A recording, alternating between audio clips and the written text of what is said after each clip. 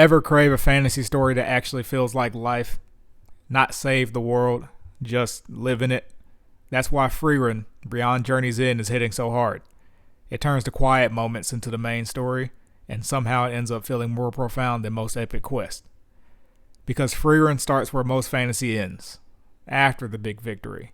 The Demon King is defeated, the party is celebrated, and the world moves on.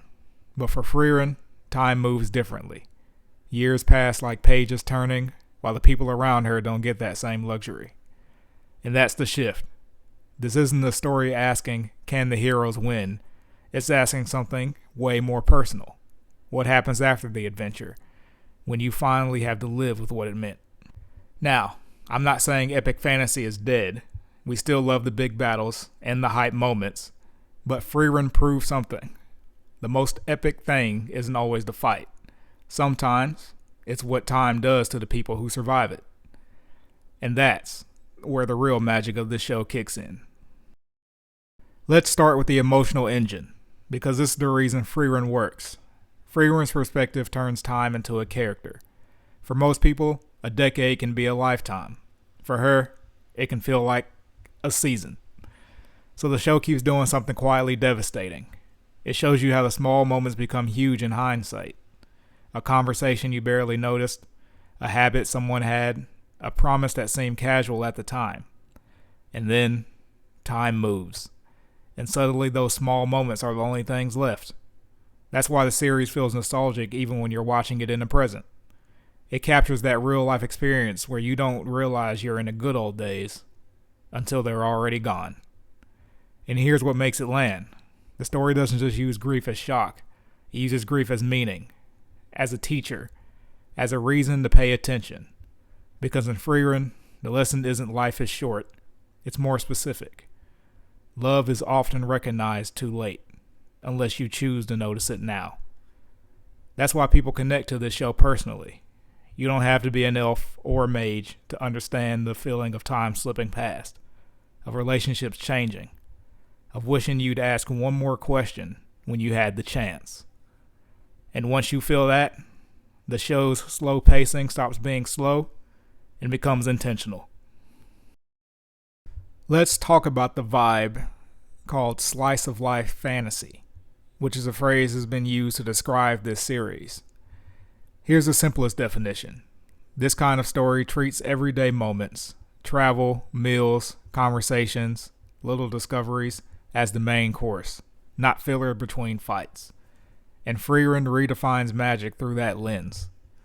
Yes, there are powerful spells and intense moments, but the show's real power is how it makes magic feel, lived in, like it belongs to daily life, not just war. Sometimes, the most memorable scenes aren't about winning. They're about learning, teaching, failing, laughing at something small, or seeing a character do something ordinary, but doing it with a new understanding. That's why the domestic scenes hit. The character interactions hit. The quiet travel moments hit. Because constant high-stake battles can numb you, but everyday moments, those sneak past your defenses. When a story gives you space to breathe, it also gives your emotions space to catch up. And that's the craft trick. Frieren doesn't try to overwhelm you.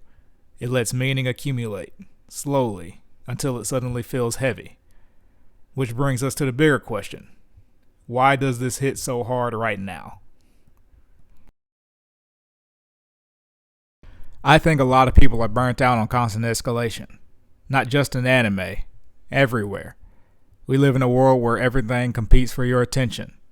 Faster cuts, bigger stakes, louder takes, endless updates. And a lot of stories reflect that. They sprint from crisis to crisis. So when a show like Frieren appears, it feels like a counter-narrative. It doesn't demand that you be hyped every minute. It invites you to be present. And that's why this style of fantasy can feel comforting without being shallow. It's not comfort like nothing matters. It's comfort like life matters. So pay attention. This is escapism in a different direction. Not escaping into bigger explosions, but instead escaping into a world where small things still have weight. And the wild part is, that's not anti-epic. It's just a different definition of epic. Because an epic isn't only a war, an epic can be a life. So if Frieren is a sign of something, what comes next? I don't think this replaces traditional fantasy. I think it expands it. We're going to keep getting big, hype, battle-driven fantasy because it's fun and it's powerful. But we're also going to see more stories that explore the aftermath instead of only the climax, the journey instead of only the destination, the cost instead of only the victory. And you can already see the appetite for it. Stories that feel reflective, character-driven, and grounded in mood. And if you want more of that Frieren feeling, you don't even have to stay strictly in fantasy.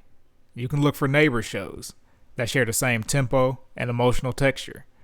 Stories that use atmosphere, travel, quiet conversations, and small discoveries as the point. Because the real trend isn't slice of life fantasy. The real trend is fantasy that trusts quiet moments to carry meaning. And if creators keep proving the audience will show up for that, we're going to get more of it. So, maybe the Chosen One story isn't over.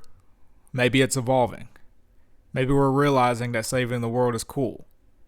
But so is learning how to live in it. That's what Frieren nails. It makes you feel the weight of time, the value of attention, and the beauty of ordinary moments inside of a fantasy world. So here's my question for you. What scene or moment made Frieren click for you when you realized this story was different? Thanks for watching. This has been Reserved Otaku. And if you enjoyed this breakdown, hit subscribe, like, and comment. And if you didn't like it, hit dislike, subscribe, and comment. And remember, pay attention to the small moments. They're usually the ones that last. Until next time, stay reserved, stay otaku.